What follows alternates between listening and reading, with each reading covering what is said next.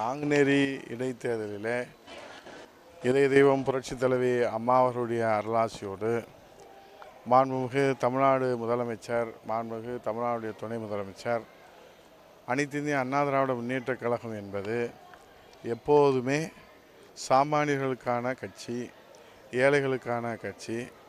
சாமானியர்கள் கடைக்கோடியிலே கொடி பிடிக்கிற தொண்டனும் கோட்டையிலே உட்கார்ந்து அமர்ந்து மக்கள் பணி ஆற்றலாம் என்பதற்கு புரட்சித் தலைவர் காலம் தொட்டு, இதய தெய்வம் புரட்சித் தலைவி அம்மா அவர்கள் காலம் தொட்டு அந்த இலக்கணம் வகுத்து கொடுத்தார்கள். அந்த இலக்கணத்தின் அடிப்படையில் தான் இன்றைக்கு நாங்குநேரி தொகுதியிலே இருக்கிற அந்த மண்ணின் மைந்தனாக நாராயணன் அவர்கள் இன்றைக்கு அறிவிக்கப்பட்டிருக்கின்றார்கள். ஆகவே நமக்கு உள்ளூர் வேட்பாளர்கள், அந்த மண்ணின் வாசனை அறிந்தவர்கள், மண்ணின் வாசனை தெரிந்தவர்கள், அவர்கள் இன்றைக்கு மக்களுடைய தேவைகளை அறிந்து புரிந்து அவர்களால் செய்ய முடியும்.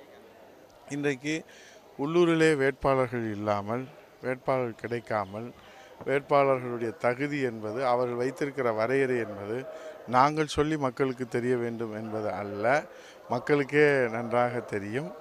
அவர்கள் இன்றைக்கு வெளியூரிலிருந்து இறக்குமதி செய்யப்பட்டிருக்கிற, குறிப்பாக காஞ்சிபுரத்திலிருந்து இறக்குமதி செய்யப்பட்டிருக்கிற வேட்பாளருடைய கட்சி பணி என்ன, அவருடைய தகுதி என்ன, அவருக்கான மக்கள் தொடர்பு என்ன, மக்கள் பணி என்ன என்பதை அண்ணா திராவிட முன்னேற்றக் கழகம் விலக்கி சொல்வதற்கு முன்பாகவே மக்களுக்கு தெளிவாக தெரிந்திருக்கிறது.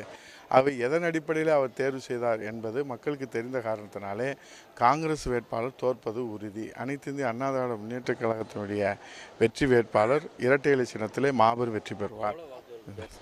எங்களுடைய இலக்காக 1 லட்சம் வைத்திருக்கிறோம்.